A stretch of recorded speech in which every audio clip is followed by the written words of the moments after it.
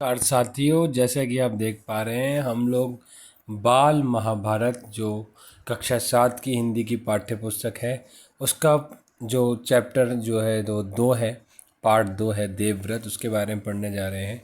आपको समझ में आएगा कि देवव्रत जो है वो किसके बारे में बात कर रहे हैं। जब हम पूरी आ, ये महाभारत की जो कहानी है इसको कंप्लीट करेंगे तो आपको समझ में आएगा कि देवव्रत ये कौन हैं।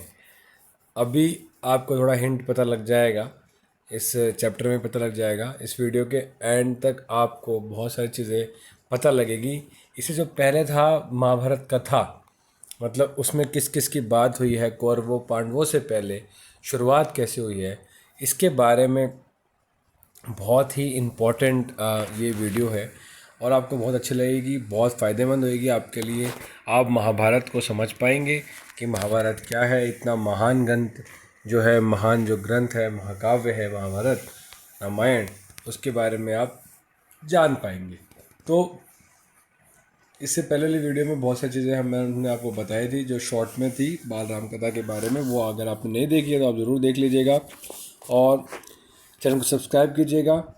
उसमें बहुत सारी बातें थी कि किस प्रकार से गंगा एक सुंदर युवती है। अभी हम शुरू करते हैं ताकि एक कहानी आपको दोबारा प्लॉट समझ में आए, और इससे पहले वाली वीडियो आप ज़रूर देख लीजिएगा ताकि थोड़ा सा आपको पृष्ठभूमि समझ में आए। लेकिन शुरुआत यहीं से ही होती है। गंगा एक सुंदर युवती का रूप धारण किए नदी के तट पर खड़ी थी। उनके सौंदर्य और नव यौवन ने राजा शांतनु को मोह लिया था। गंगा बोली, राजन, आपकी पत्नी होना मुझे स्वीकार है, पर इससे पहले आपको मेरी शर्तें माननी होंगी। क्या आप मानोगे? देखिए, जस्ट इससे पहले जो चैप्टर था उसमें हमने संक्षेप में पूरा बता था कि इसके बाद 36 वर्ष तक पांडव राज्य किया, मतलब बहुत सारी चीज़ें थी पांडव और कौरवों। लेकिन पांडव और कौरवों तक पहुंचने से पहले इतिहास क्या है, कैसे जो पांडव थे उनको कैसे वनवास हुआ था, कैसे बाद में लड़ाई झगड़ा हुआ, किस प्रकार से महाभारत महायुद्ध हुआ, उसके बारे में शुरुआत कहाँ से होती है। तो गंगा गंगा नदी जो आप हम सब जानते हैं, गंगा पुत्र भीष्म पितामह का नाम हम लेते हैं। तो भीष्म पितामह कौन थे? वो देवव्रत थे। हमें इस वीडियो में पता लगेगा। देखिए, वीडियो को एंड तक ज़रूर देखिएगा, आपको बहुत फ़ायदेमंद, बहुत फ़ायदे होंगे। और वीडियो के एंड में मैं एक आपको कुछ चीज़ बताऊंगा जिससे आपकी पढ़ाई बहुत अच्छी होगी। तो चैनल को सब्सक्राइब भी ज़रूर कर दीजिए, लाइक कर दीजिए और आगे दोस्तों तक पहुँचा भी दीजिएगा। उनके सौंदर्य नव यौवन ने राजा शांतनु को मोह लिया था। किसके? गंगा जी के। गंगा बोली, राजन, आपकी पत्नी होना मुझे स्वीकार्य है, पर इससे पहले आपको मेरी शर्तें माननी होंगी। क्या आप मानोगे? राजा ने कहा, अवश्य।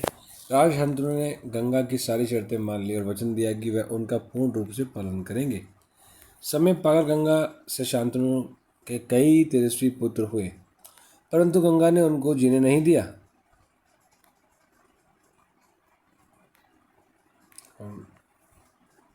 थोड़ा सा ज़्यादा आगे आगे, क्षमा प्रार्थी हूँ मैं, मतलब क्षमा प्रार्थी का मतलब कि मैं आपसे क्षमा मांगता हूँ। हिंदी बड़ी अच्छी, बड़ी प्रिय भाषा है, आप जल्दी समझ पाएंगे। कि उनका जीने नहीं दिया। बच्चे के पैदा होते ही गंगा जी वह उसे नदी की बहती हुई धारा में फेंक देती थी और फिर हंसते मुस्कुराते राजा शांतनु के महल में आ जाती थी। अज्ञात सुंदरी के इस व्यवहार से राजा शांतनु चकित रह जाते। उनके आश्चर्य और क्षोभ का पारावार न रहता। शांतनु वचन दे चुके थे, इस कारण मन महसूस कर रह जाते थे, मतलब अपना मन छोटा करके रह जाते थे। 7 बच्चों को गंगा ने इसी भांति नदी की धारा में बहा दिया। 8वां बच्चा पैदा हुआ। गंगा उसे भी लेकर नदी की तरफ जाने लगी तो शांतनु से ना रह गया, मतलब शांतनु से सब्र नहीं हुआ और वो बोले, माँ होकर अपने नादान बच्चों को आकरण ही क्यों मार दिया? मतलब कारण, कोई कारण ही नहीं है और आपने मार क्यों दिया? मार दिया करती हो, यह घृणित व्यवहार तुम्हें शोभा नहीं देता। राजा की बात सुनकर गंगा मन ही मन मुस्कुराई परंतु क्रोध का अभिनय करते हुए बोली, राजन, क्या आप अपना वचन भूल गए? मालूम होता है कि आपको पुत्रों से ही मतलब है, मुझसे नहीं। आपको मेरी क्या परवाह है? ठीक है, पर शर्त के अनुसार। मैं अब नहीं ठहर सकती, मतलब अब नहीं रुकूंगी। आपके इस पुत्र को मैं नदी में नहीं फेंकूंगी। इस अंतिम बालक को मैं कुछ दिन पालूंगी और फिर पुरस्कार के रूप में आपको सौंप दूंगी। ये कहकर गंगा बच्चे को साथ लेकर चली गई। ये बच्चा आगे चलकर भीष्म पितामह के नाम से विख्यात हुआ। समझ में आई? आपको मैंने बताया था भीष्म पितामह।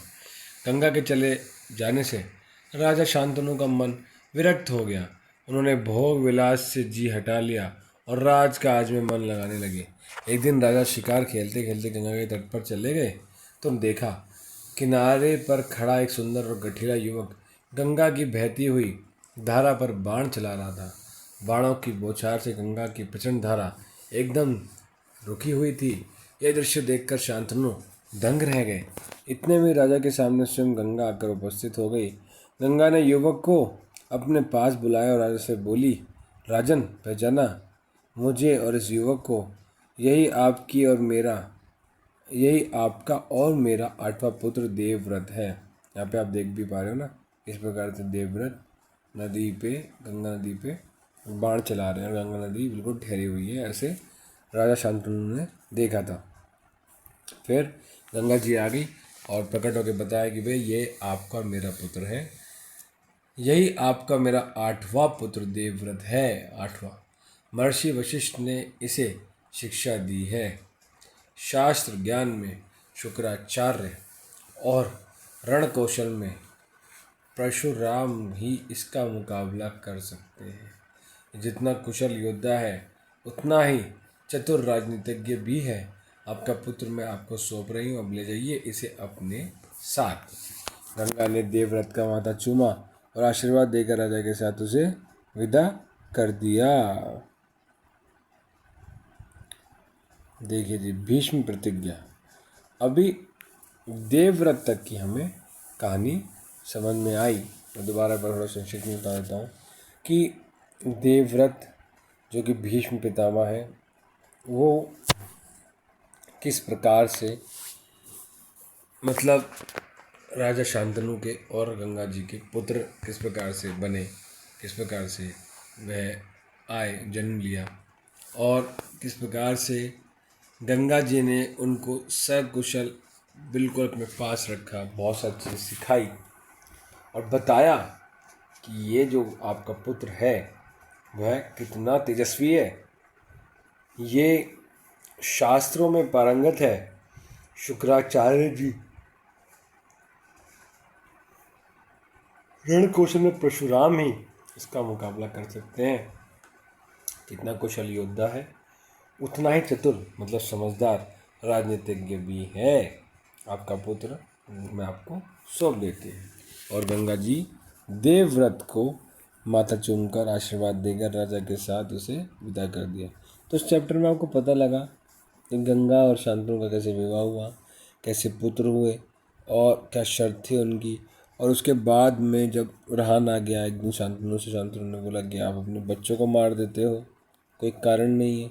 तो उनको बच्चे को, लास्ट वाले बच्चे को, 8वें बच्चे को ले जाती है अपने साथ में और बोलती है कि ये आप ही की अमानत है, मैं लेकिन रह नहीं सकती, इसको मैं पाल पोस के थोड़ा बड़ा करके मैं आपको वापस सौंप दूंगी। और बाद में उन्होंने एक दिन गंगा जी ने देवव्रत को वापस जो है राजा शांतनु को सौंप दिया। तो ये वीडियो यहीं तक है, क्योंकि इसके बाद में भीष्म पितामह की बात आ गई है। बहुत अच्छा ये जो चैप्टर है नेक्स्ट वाला, बहुत अच्छा है, आपको बहुत समझ में आएगा, मज़ा आएगा पढ़ने में।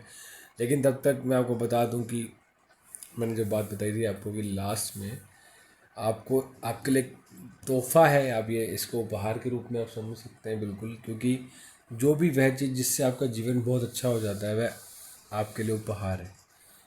प्रेजेंट इसलिए बोलते हैं वर्तमान में क्योंकि ये एक प्रेजेंट है, उपहार है परमात्मा का, आप जिस भी रूप में उनको मानते हैं। सहयोग की, जैसे कि आप स्क्रीन पर देख पा रहे हैं, सहयोग की बात यहाँ पे हो रही है और आपने पहले वीडियो में भी देखा होगा सहयोग के बारे में। लेकिन जो नए साधक हैं उनके लिए ज़रूरी है वीडियो, कि चैनल को आप इस वीडियो लिंक्स पे जाइए, डिस्क्रिप्शन बॉक्स में आपको लिंक्स मिलेंगे, जिससे आपकी पढ़ाई बहुत अच्छी होगी। आपका कंसंट्रेशन पावर, आपका याद करने का पावर, आपका ध्यान, एकाग्रता, स्मरण शक्ति, निरंतर पढ़ने की शक्ति आपको आगे बढ़ाएगी। तो ये वीडियो में किस प्रकार से, जैसे आपने सब ज्ञानवर्धक चीज़ें सीखी, इसको आत्मसात कैसे करोगे आप, इसको अपने अंदर कैसे डालोगे, उसके लिए सहज योग आपको बहुत मदद करेगा।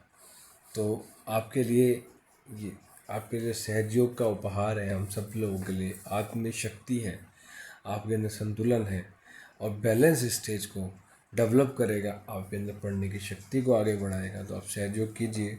शायद सहज योग के बारे में बहुत अधिक जानकारी आपको नीचे वेबसाइट्स पे और जो सेमिनार्स की जो वीडियो आप क्लिक करेंगे डायरेक्टली पहुंच जाएंगे।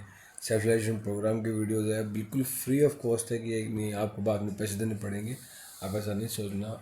आपके लिए आप क्लिक करेंगे, आपको यूट्यूब पे फ्री ऑफ कॉस्ट में सारी वीडियोस मिल जाएंगी और आप उसको डेली प्रैक्टिस करेंगे तो आपका जीवन और बेहतर हो पाएगा।